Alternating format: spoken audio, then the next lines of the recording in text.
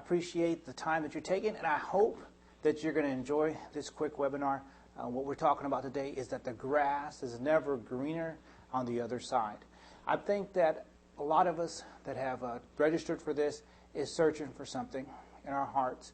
I know it's not a topic that you want to admit that you may be thinking of greener pastures if you're married, or you may be thinking things are better somewhere else or something else getting done. But I know that in your heart, in your mind, in your body, in your spirit, that there's something in you that is making you look at this show. There's something in you that's making you understand that there is needs that need to be met. A lot of times we are given plenty of choices in life. We are. As Christians, because of our faith, we may think that we're going to answer most, if not all, of our questions, if not all of the things that we do. We're going to answer them the right way. That we're going to make the right choice 100% of the time. And maybe 9 out of 10 times you do. 9 out of 10 times you actually answer and make the right questions. You answer and make the right answers for those. And that's good. You make the right choices for most of the 9 out of 10 questions. Not out of 10 things out there you make the right choices for. But down deep in your heart, you may be wondering, what is that one out of 10? Why did that 1 out of 10? Why isn't it 100% all the time? And I want to tell you this, my friend, that not one of us, not all of us, not every one of us can do this. Not every one of us can have our minds, our souls, and everything tied into 100% what God wants us to do. I'm going to tell you the truth. You're not. If you think you can do this 100%, that you answer all the right choices that God has given you, you're fooling yourself, my friends. You're fooling yourself. Why? Because deep down in your heart, deep down in your soul, there is something. There is something that is in there that you want. There is something in there that you have a deep desire for. You may not even know that the desire is there until you taste it or until you dwell on it. See, when you dwell on things, you conjure it up. You stir it up. You make it happen. When you think on things, you devise witty inventions to make your desire come to pass. Now, that's part of faith. Faith is this. You believe in what God has. And you do what you can, but you don't just sit down. You try and make your dreams happen. Now, if you are dreaming of another relationship, if we talk about relationships and we tell you that if you're dreaming about them, if you're dreaming about fantasies, if you're dreaming about things, then it's okay. But it's when you act on those fantasies. Now, dreaming to a point is okay. Now, I'm going to give you some examples about dreaming. I'm going to give you some examples about what kind of fantasies you can dream about, what kind of fantasies are dreaming a little bit too far, and this is what it is. Basically, when you dream about a fantasy, it has 3 things. When you know these are the 3 things that you will know that your fantasy has gone too far. And I want you to write these down. Please write these down. The 3 things that occur when your fantasies have gone too far is this: that your judgment is impaired.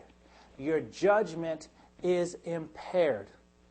The second thing is that your reasoning is clouded. Your reasoning is clouded. And the third thing is your discretion.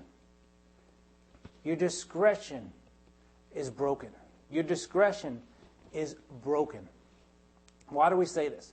Why do we say that these things are happening? And I'll tell you this is why. Because if you ever seen anyone, for example, that fantasizes so much that they have to have the most perfect car, that their budget may tell them that they can buy themselves this car that works well, that runs well for about $200 a month, roughly.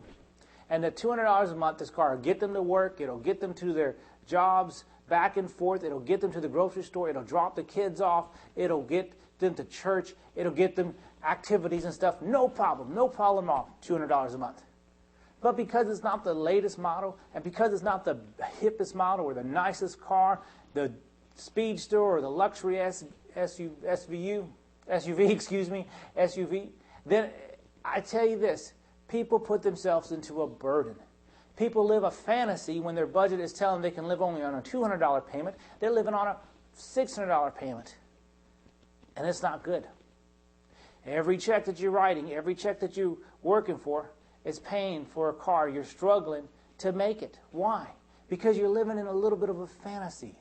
You're not living in your reality, in your budget life, and what you're supposed to do. Now, this is not a financial seminar, but I'm just giving you a little bit of advice. What do you think about the homeowners that go and they're living in this dream that they want their dream house? Now, there's a house that they want, they could afford, that they can afford everything in it, but they choose to go and get the house that has a little bit more to it, a little bit more square footage, a little bit bigger yard, a little bit more prestigious neighborhood.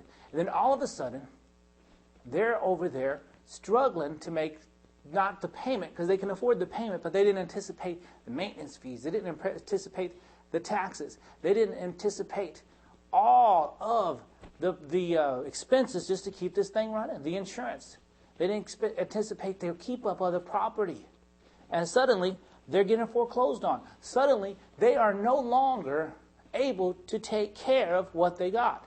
My friends, it is okay to dream. It is okay to fantasize. But when your dreaming and your fantasies cause you to lose discretion, lose judgment, lose reasoning, then, my friends, there's something wrong. There is something definitely wrong. Now let's talk about relationships, because that's why you're here. That's why you're here. You're here to talk about your relationships. You're here to try and figure out what's going on in your life. Now, if you decided in a right relationship and a wrong relationship, what is a right relationship? Well, a right relationship is what God has given you. A right relationship is what God has put in your path. A right relationship is the husband or the wife that you're married to right now. What is a wrong relationship? A wrong relationship is having something that you haven't been given the green light for, that you haven't been given the authority for.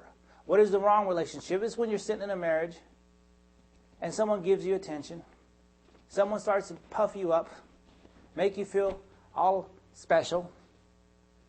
Maybe they're going through a hard time at home. Who knows? The wrong relationship is dwelling on something else that is not yours. The wrong relationship, now that's a little bit of our last seminar, but the wrong relationship is thinking that there is greener. When you get to a point in your fantasy where you think that there is greener pastures on the other side, is when you know you're entering the boundary line of what God has for you.